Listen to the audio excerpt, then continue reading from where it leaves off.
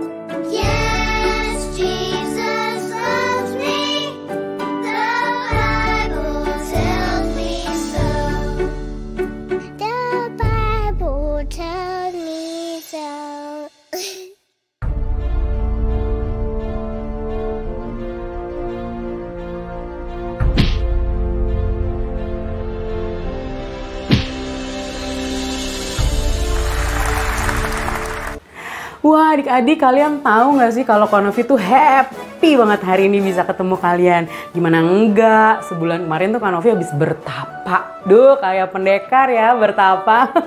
Tapi bener adik-adik, jadi si virus-virus corona yang lagi rame itu tiba-tiba nempel di tubuhnya Kak Novi. Terus Kak Novi jadi sakit, jadi pusing, jadi demam. Tapi untungnya Tuhan Yesus emang luar biasa baik. Dia ngirimin orang-orang untuk nolongin Kak Novi. Dia juga ngirimin lebih banyak orang untuk mendoakan Kak Novi. Termasuk juga kalian pastinya mendoakan Kak Novi. Dan akhirnya Kak Novi bisa sembuh kayak sekarang. Bisa ketemu kalian, bisa sehat lagi, bisa gemuk lagi adik-adik. Nah, kalian harus percaya juga ya bahwa Tuhan kita tuh emang super duper baik. Jangan pernah takut deh sama persoalan apapun. Karena mau ada topan, mau ada badai, mau ada gempa, mau ada si corona yang lagi rame-rame itu, Tuhan Yesus tetap baik karena dialah perlindungan kita. Nah, untuk menyatakan kekaguman kita sama Tuhan Yesus, kita mau nyanyikan satu buah pujian yuk. Di badai topan dunia, Tuhan tetap perlindunganku.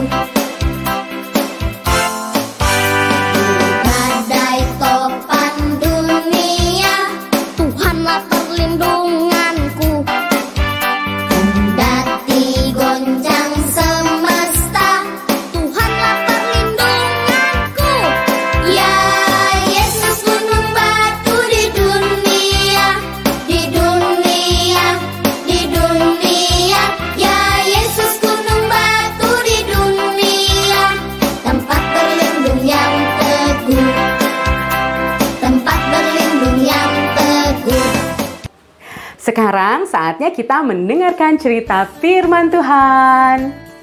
Dan hari ini kita akan membahas lagi nih salah satu tokoh dalam Alkitab. Kira-kira siapa ya? Ada yang bisa nebak nggak?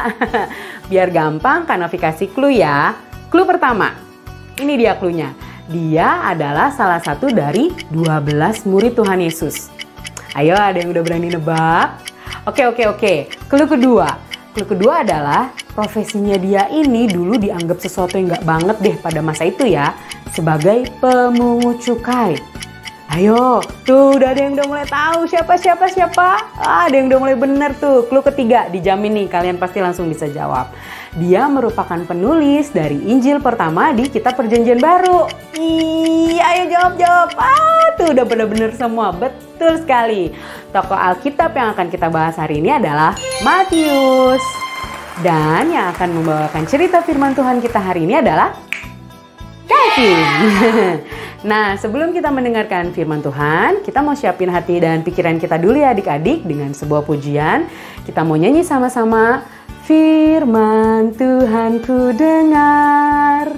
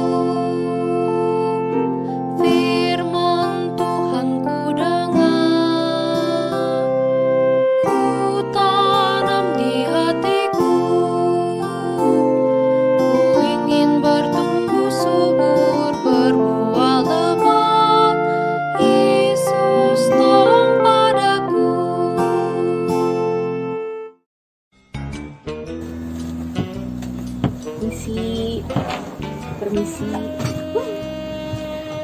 Hai adik-adik, ketemu lagi sama Kak Evin. Dan Kak Evin gak kenal sih beliau-beliau ini siapa, tapi yang pasti mereka ini petugas pajak.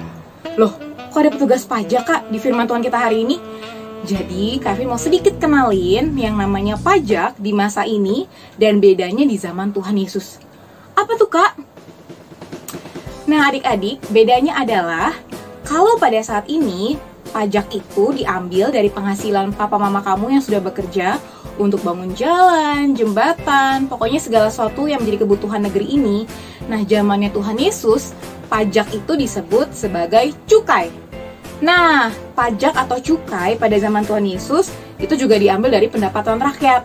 Tapi bedanya pada masa itu, biasanya para pemungut cukai ini punya kebangsaan sebagai bangsa Yahudi atau Israel.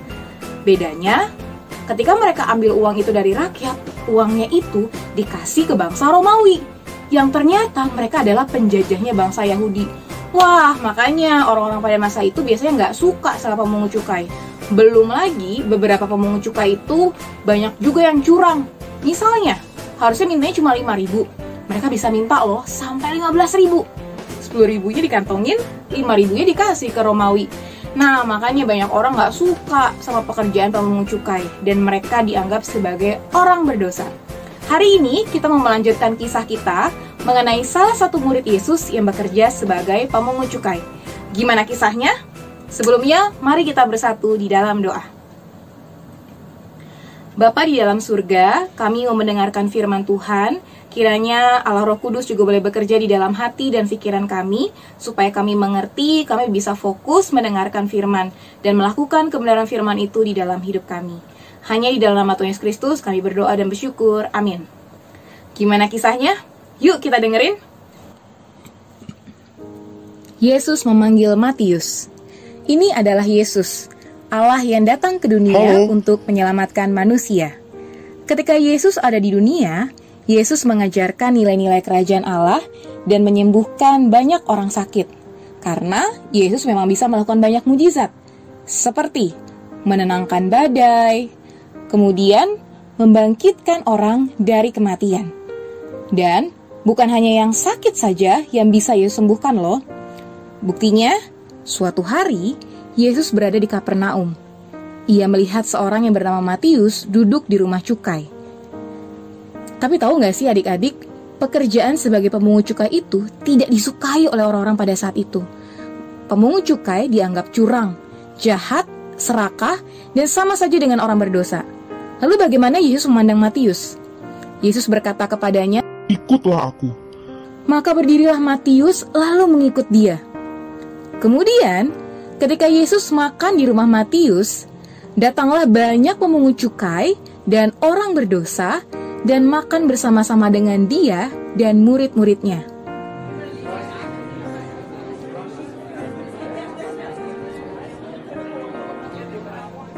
Pada waktu orang Farisi melihat hal itu, berkatalah mereka kepada murid-murid Yesus,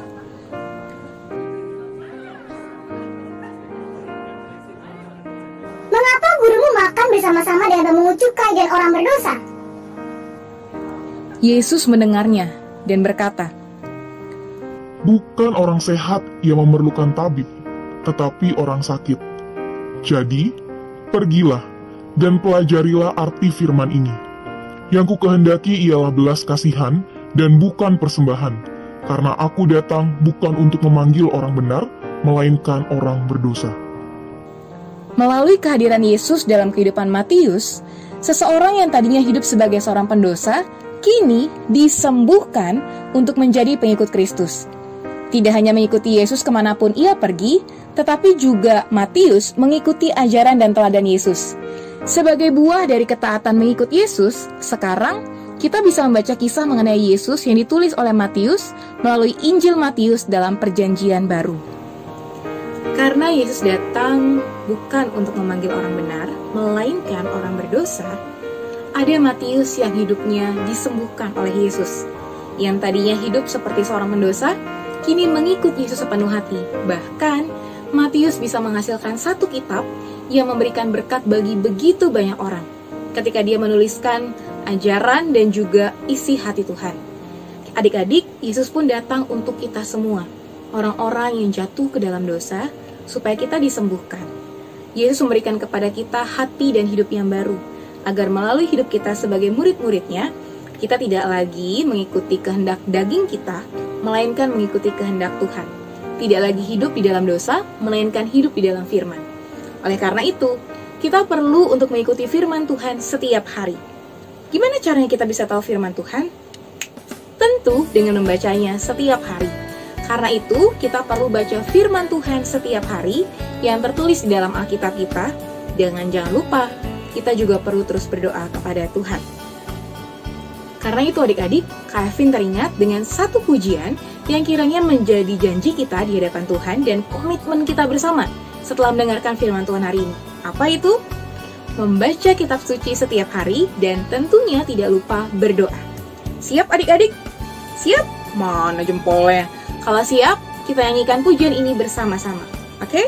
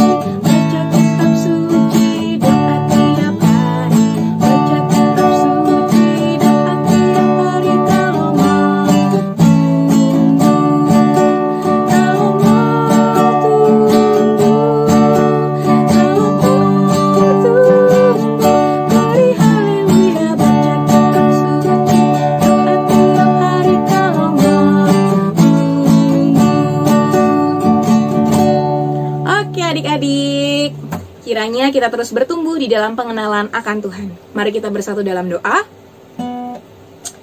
Bapa di dalam surga, kami bersyukur dan berterima kasih untuk firman Tuhan hari ini. Kami bersyukur ada Matius yang boleh Tuhan panggil, Tuhan pulihkan hidupnya, sehingga dia boleh menjadi murid Kristus yang setia. Kami pun juga mau Tuhan menjadi murid-murid Kristus yang setia, ikut apa yang Tuhan ajarkan, dan melakukan apa yang menjadi kehendak Tuhan. Sehingga melalui hidup kami, banyak orang juga yang diberkati.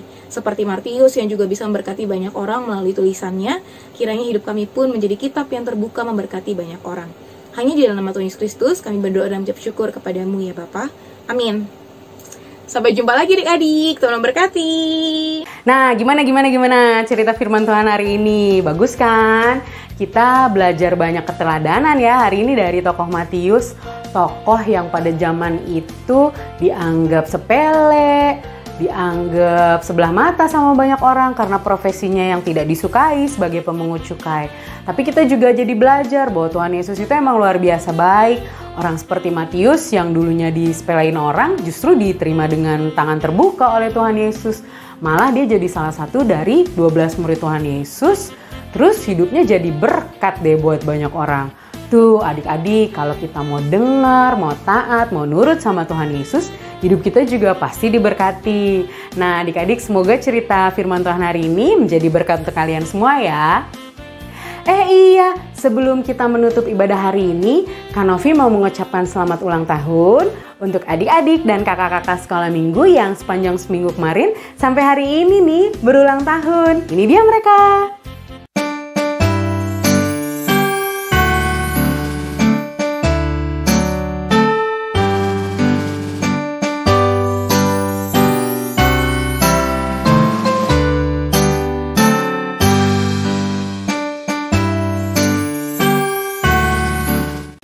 Selamat ulang tahun ya kakak-kakak dan adik-adik sekolah minggu. Tuhan Yesus memberkati kalian selalu. Terus seperti biasa untuk aktivitas adik-adik bisa tanya ke papa, mama kalian aktivitas apa yang udah dikasih dari kakak-kakak sekolah minggu. Kerjain dengan semangat ya, jangan lupa tersenyum. Baiklah, ibadah kita hari ini selesai. Terima kasih adik-adik karena kalian sudah mengikuti ibadah ini dengan baik dan dengan manis. Kalian semuanya emang juara. Nah sekarang kita mau tutup ibadah kita dengan doa. Yuk rapikan lagi duduknya, ambil sikap berdoa yang baik ya. Lipat tangannya, tutup matanya, tunduk kepalanya, kita satu di dalam doa. Tuhan Allah Bapa yang bertata dalam kerajaan surga, kami bersyukur untuk ibadah sekolah minggu hari ini. Terima kasih karena kami masih diberi kesempatan untuk memuji dan mendengarkan firman Tuhan. Kiranya Tuhan juga yang berkenan untuk memberkati aktivitas kami sepanjang seminggu ke depan.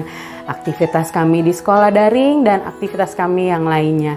Terima kasih Tuhan Yesus untuk hari ini kami bersyukur. Kami mau serahkan doa ini hanya dalam nama Tuhan Yesus, Juru Selamat kami yang hidup. Amin. So, selamat menjalani sepanjang seminggu ke depan dengan bahagia ya adik-adik. Tetap semangat dan tetap berdoa. Sampai jumpa lagi. God bless you all. Love you all adik-adik. Bye. digoncang